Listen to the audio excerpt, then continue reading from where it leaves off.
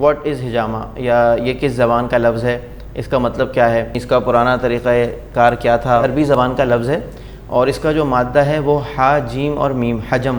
اور حجم کا مطلب ہے چوسنا۔ کپنگ تھیراپی اس کو انگلش میں کہتے ہیں، یہ چائنیز زبان کے اندر بیگوان کہلاتا ہے، اور بکم جو ہے وہ ملائیشیا اور انڈونیشیا والے اس کو بکم کے نام سے جانتے ہیں۔ یہ طریقہ علاج تقریباً پوری دنیا میں پایا جاتا ہے، تو اس لیے ہر جگہ پر اس کے مقامی نام جو ہے نا وہ ہمیں ملتے ہیں۔ تاریخ کا جو زمانہ کہلاتا ہے، کہ یعنی کہ جب تاریخ لکھی نہیں جاتی تھی اور غاروں کے اندر تصاویر کی شکل کے اندر تاریخ محفوظ رکھی جاتی تھی، تو اس دور کے اندر بھی تصاویر کی شکل میں اس کا وجود ہمیں ملتا ہے۔ تاریخی کتابوں میں ایک کتاب ہے جس کا نام ہے بو شو، اور اس کتاب کے اندر بھی تذکرہ موجود ہے حجامہ کا۔ بو شو جو ہے یہ چائنیز کتاب ہے اور چائنا میں لکھی گئی 2000 سال قبل عیسیٰ علیہ السلام، یعنی قبل مسیح علیہ السلام۔ پھر اسی طرح ایک اور کتاب ہے جس کو میڈیکل کی پہلی کتاب سمجھا جاتا ہے، اور اس کا نام ہے ایبرس پیپائرس۔ تو 1550 قبل مسیح کے اندر یہاں پر یہ کتاب لکھی گئی، جو آج بھی میوزیم کے اندر موجود ہے، اور اس کو میڈیکل کی پہلی کتاب سمجھا جاتا ہے۔ اور یہ کاغذ پہ نہیں لکھی گئی، بلکہ یہ درختوں کی چھال وغیرہ پہ، جیسا کہ اس زمانے میں لکھا جاتا تھا، تو یہ اس طرح سے لکھی گئی۔ پھر اس کے بعد اس کی تاریخ ہمیں نظر آتی ہے آپ صلی اللہ علیہ وآلہ وسلم کے دور میں، اور سنت کے طور پر ہم اس کو جو ہے وہ دیکھتے ہیں کہ یہ سنت طریقہ علاج کے طور پر ہمارے سامنے آتی ہے۔ یہ تو ایسا عمل ہے جس کے بارے میں قولی احادیث موجود ہیں، یعنی آپ صلی اللہ علیہ وسلم نے اس کے بارے میں ارشادات فرمائے ہیں، جو کہ تقریباً جو ہے وہ 74 کے قریب احادیث ہیں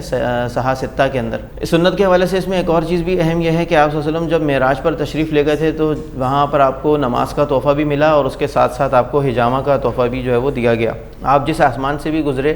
تو وہاں جو فرشتے موجود تھے، انہوں نے آپ صلی اللہ علیہ وآلہ وسلم کو اللہ تعالیٰ کا حکم پہنچایا کہ علیکم بالحجامہ، یعنی آپ کے لیے حجامہ ہے، اور کچھ روایات میں آتا ہے کہ آپ کی امت کے لیے حجامہ ہے، یا آپ اپنی امت کو حجامہ سے علاج کا حکم کیجیے۔ ایک حدیث ہے کہ جس میں انس بن مالک رضی اللہ تعالیٰ عنہ سے مروی ہے کہ رسول اللہ صلی اللہ علیہ وسلم نے فرمایا کہ بے شک جو علاج بھی تم کرتے ہو اس میں بہترین علاج حجامہ ہے۔ ان امثل ما تداویتم بہ الحجامہ، یہ ایک صحیح بخاری کے اندر حدیث ہے، جو کہ تھوڑی سی طویل حدیث ہے، تھوڑی سی بڑی حدیث ہے، جس میں یہ تذکرہ ہے کہ آپ صلی اللہ علیہ وسلم نے اپنا حجامہ کروایا، اور ایک غلام تھے ان سے کروایا، جن کا نام جو ہے وہ ابو طیبہ بیان کیا گیا ہے، اور کہیں نافع بھی بیان کیا گیا ہے۔ تو بہرحال ان سے آپ صلی اللہ علیہ وسلم نے اپنا حجامہ کروایا، اور اس موقع پر آپ نے فرمایا کہ بے شک تم جو بھی علاج کرتے ہو اس میں بہترین علاج حجامہ ہے، اور آپ صلی اللہ علیہ وسلم نے اس وقت اپنے حجامہ کرنے کے بعد اجرت بھی ادا فرمائی۔ اس نظریے کے ساتھ ہمیں علاج کرنا چاہیے کہ اللہ تعالیٰ نے بیماری اتاری ہے اور اللہ ہی نے شفا بھی اتاری ہے۔ کپنگ سے مراد کیا ہے، کپنگ میں اور حجامہ میں کیا فرق ہوتا ہے؟ کپنگ تو دیکھیں وہ پروسیجر ہے جس میں ہم کپ لگا کر اور سکشن دے رہے ہوتے ہیں نا، تو یہ چیز کپنگ کہلاتی ہے۔ اگر اس میں کٹ بھی لگائے جائیں اور خون بھی نکالا جائے تو یہ ویٹ کپنگ کہلاتی ہے۔ پلانٹر فیشائٹس میں کیا ہوتا ہے کہ اس میں ایک مسل ہوتا ہے جو تلوے کا بیچ کا مسل ہوتا ہے، یعنی جیسے پورا پیر ہے نا، تو اس کا جو بیچ والا حصہ ہوتا ہے، اس حصے کا جو مسل ہے یہاں پر درد ہوتا ہے بہت شدید، تو اس کا جو ہے وہ اس کے لیے پھر ہم مساج کپنگ کرتے ہیں، تو اس میں الحمدللہ بہت اچھا رزلٹ آ جاتا ہے۔ ڈرائی کپنگ ہم حجامہ کے اندر جو ہے نا وہ ڈرائی کپنگ بھی کرتے ہیں، ویٹ کپنگ بھی کرتے ہیں۔ پہلے ہم کپ لگا کے رکھتے ہیں بغیر کٹ لگائے، اس کو تقریباً 2-4 منٹ تک رکھتے ہیں، اس کے بعد جو ہے وہ پھر ہم کٹ لگاتے ہیں اور پھر دوبارہ کپ لگاتے ہیں، تو اس طرح ڈرائی اور ویٹ کا مجموعہ ہے حجامہ۔ ایک طریقہ علاج ہوتا ہے جس کو کہتے ہیں جونک لگانا، جونک، یہ بھی ایک پرانا طریقہ علاج تھا جو کہ ہوتا تھا استعمال، لوگ یہ بھی استعمال کرتے تھے اور ابھی بھی کرتے ہیں۔ اس کو لیچ تھیراپی بھی کہتے ہیں، جس وقت میں ایکیوپنکچر ہوتا ہے اور اس کے ذریعے سے انرجی کو ٹھیک کیا جاتا ہے،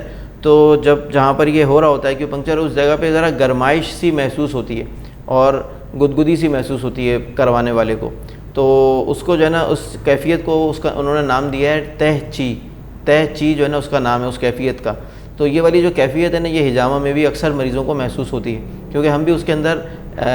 جو میٹل کا بلیڈ ہے وہ استعمال کر رہے ہوتے ہیں، تو اس کے نتیجے میں بھی جو انرجی کی بلاکیج وغیرہ ہے وہ بھی اس سے صحیح ہوتی ہے، اور حجامہ سے بھی انرجی لیولز ٹھیک ہوتے ہیں پیشنٹ کے۔ لیکن یہ بلڈ سرکولیشن جو ہے نا یہ ہماری جسم کی زندگی ہے، مطلب یہ جیسے روح ہے نا تو ایسے ہی خون ہے ہمارے جسم کے لیے، کبھی ایک سیکنڈ کے لیے بھی یہ رکتا نہیں ہے کہ یہ رک جائے اور آپ جو ہے نا کچھ دیر کے لیے دل جو ہے وہ آرام کرنا شروع ہو جائے کہ بھائی میں تھک گیا۔ حجامہ جب ہم کرتے ہیں کسی کا، اگر تھائرائڈ اس کا جو ہے نا وہ تھائروکسین بڑھا ہوا ہو یا اس کا تھائروکسین کم ہو، دونوں صورتوں میں ہم ایک ہی جیسے پوائنٹ لگاتے ہیں، اور ہمارا ٹارگٹ کیا ہوتا ہے اس میں تھائرائڈ گلینڈ، ہم تھائرائڈ گلینڈ کے پوائنٹ لگاتے ہیں، جیسے یہاں ہوتا ہے مثال کے طور پہ، تو یہیں پر ہم اس کے پوائنٹ لگاتے ہیں۔ حجامہ سے الحمدللہ بہت اچھے رزلٹس رہے ہیں ان ساری چیزوں کے دوران، اور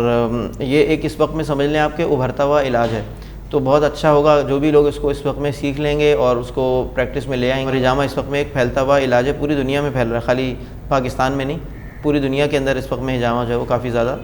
مقبول ہو چکا ہے۔ انیٹمی، فزیولوجی اور پیتھولوجی ضرور آنی چاہیے کہ آپ مریض کی کیفیت کو سمجھ سکیں اور اس کا علاج جو ہے وہ سیفٹی میجرز کے اندر رہتے ہوئے کریں کہ اس سے کوئی نقصان نہ پہنچے اس کو۔ پہلا آپ کا ہدف یہ ہونا چاہیے کہ مریض کی سیفٹی، مریض کو کوئی نقصان نہ پہنچے۔ دوسرا آپ کا ہدف یہ ہونا چاہیے کہ بھئی مریض کو فائدہ ہو۔ نروز جو ہے نا وہ کتنی قسم کی ہیں، دماغ سے کون سی رگیں نروز نکلتی ہیں اور ریڑھ کی ہڈی سے کون سی نروز نکلتی ہیں، کتنی ہیں، کہاں کہاں جاتی ہیں، کیا فنکشن ہے ان کا، ہجامہ کے پوائنٹس ہم کس حساب سے لگاتے ہیں، ان نسوں کی لوکیشن کہاں پر ہے ہمارے، پھر ہم ہجامہ کے جو اس کے اوپر آتے ہیں پروسیجر پہ، تو ہجامہ کا ڈائگنوسس کیسے کرنا ہے،